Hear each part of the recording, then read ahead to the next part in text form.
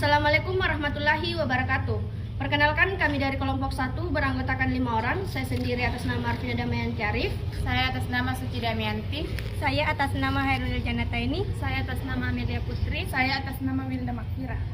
Kami membuat video ini untuk memenuhi tugas mata kuliah interfacing yang diampu oleh Ibu Raden Wirawan, SE-MKOM. Baik, pada kesempatan kali ini kami akan membahas mengenai klasifikasi interface. Sedikit pengantar mengenai klasifikasi antarmuka atau klasifikasi interface, di mana dalam sistem perangkat lunak merujuk pada cara komponen-komponen sistem berinteraksi satu sama lain. Secara umum, interface dapat dibagi menjadi beberapa jenis utama. Yang pertama, antarmuka pengguna grafis atau GUI. Yang kedua, antarmuka baris perintah atau CLI. Yang ketiga, ada antarmuka pemrograman aplikasi atau API. Dan yang terakhir itu ada antarmuka penggunaan suara atau VUI. Baik, untuk penjelasan lebih lanjutnya lagi, kita akan memasuki penjelasan materi dan saya persilahkan untuk materi pertama melanjutkan pemaparan materinya. Mengenai klasifikasi antarmuka sistem menu, di mana berdasarkan fungsionalitas antarmuka menu dapat dibagi menjadi antarmuka hierarki, menu linear, dan menu berbasis konteks, di mana menu hierarki ini mengorganisir pilihan dalam struktur berjenjang yang memungkinkan navigasi dari submenu, cocok untuk sistem yang kompleks dan banyak opsi. Menu hierarki adalah jenis antarmuka menu yang mengorganisasikan opsi atau pilihan ke dalam struktur berbeda, di mana setiap level mewakili kategori atau subkategori yang lebih spesifik. Pengguna dapat menavigasi melalui tingkat-tingkat ini menemukan opsi yang mereka cari. Selanjutnya, pada menu linear atau menu linear bertingkat menyajikan pilihan dalam urutan yang ditentukan, cocok untuk tugas berurutan seperti riset, instalasi. Menu linear ini adalah jenis antarmuka menu yang menyajikan opsi atau dapat menavigasi melalui opsi-opsi ini dengan menggeser atau mengklik tombol next atau previous, atau mungkin menggunakan tombol panah atas dan bawah. Kemudian pada menu berbasis konteks. Menu berbasis konteks ini adalah jenis antarmuka menu yang menampilkan opsi atau pilihan yang relevan dengan konteks atau kondisi tertentu. Artinya, opsi yang ditampilkan dalam menu berbasis konteks akan bervariasi tergantung pada situasi atau objek yang dipilih oleh pengguna. Kemudian yang keempat ada menu statis, di mana menu statis menampilkan semua opsi secara konsisten, memudahkan pengguna dalam mengingat lokasi dan fungsi dari setiap pilihan. Sementara itu, menu dinamis menyesuaikan dan memprioritaskan opsi berdasarkan kebiasaan dan preferensi pengguna, sehingga mempercepat akses ke fungsi yang sering digunakan untuk meningkatkan pengalaman pengguna. Secara keseluruhan, klasifikasi ini membantu dalam merancang antarmuka yang efektif dan intuitif sesuai dengan kebutuhan dan preferensi pengguna. Kemudian menu statis ini adalah jenis menu yang tetap atau tidak berubah. Biasanya terdiri dari daftar item atau opsi yang disusun secara hierarkis. Menu statis sering digunakan dalam aplikasi atau situs web untuk memberikan navigasi atau akses ke fitur-fitur utama. Nah, itulah dia pembahasan mengenai klasifikasi antarmuka pada sistem menu. Selanjutnya akan saya kembalikan ke moderator. Baik, itulah tadi penjelasan materi dari pemateri pertama. Selanjutnya kita akan beralih ke pemateri kedua. Pada pemateri kedua saya persilahkan. Terima kasih atas kesempatan yang diberikan kepada saya. Di sini saya sebagai pemateri kedua akan menjelaskan mengenai prinsip-prinsip dasar dalam perancangan menu data dan menu tarik. Adapun yang pertama yaitu mengenai kesederhanaan dan konsistensi, di mana pada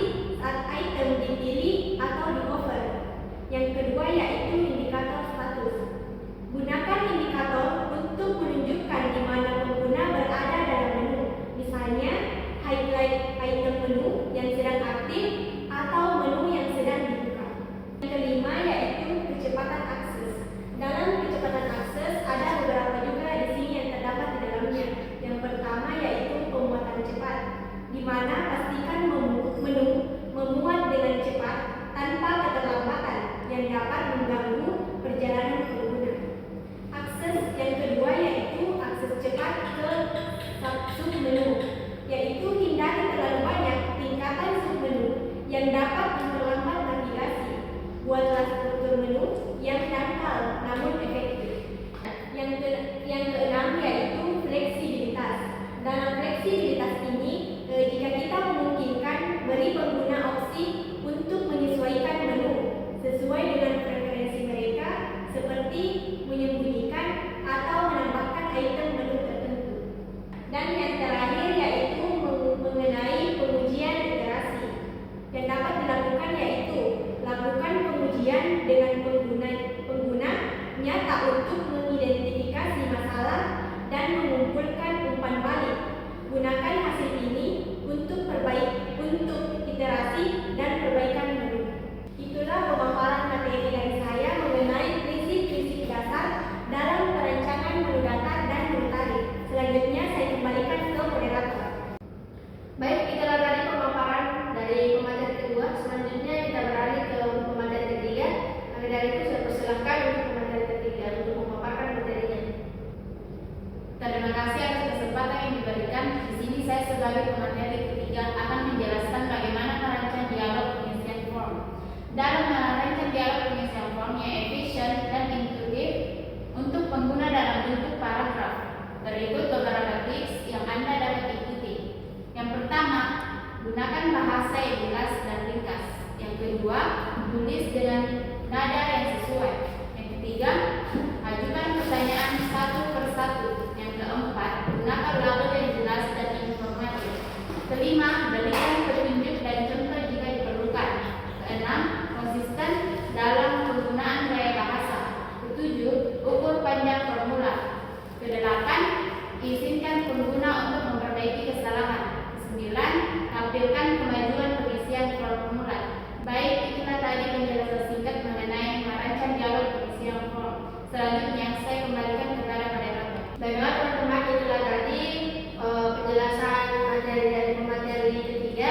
Selanjutnya kita akan beralih ke materi keempat dan saya persilahkan untuk pemateri keempat memaparkan materinya. Terima kasih atas kesempatan yang telah diberikan oleh moderator. Di sini saya sebagai pemateri keempat akan menjelaskan terkait tampilan komponen. Untuk memastikan konsistensi dan keterbacaan dalam tampilan komponen antarmuka, ada beberapa prinsip yang harus diterapkan. Yang pertama, kesederhanaan. Yang kedua, konsistensi. Dan yang ketiga, keterbacaan. Yang keempat, kreatif visual. Yang kelima, aksesibilitas.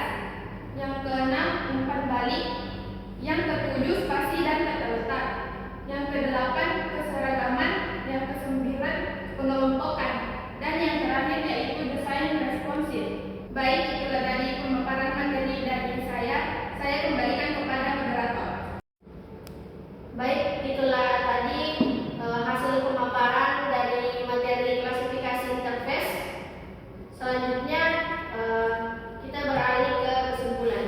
Baik, kesimpulan dari materi klasifikasi interface ini di mana antarmuka sistem menu memiliki dua klasifikasi utama.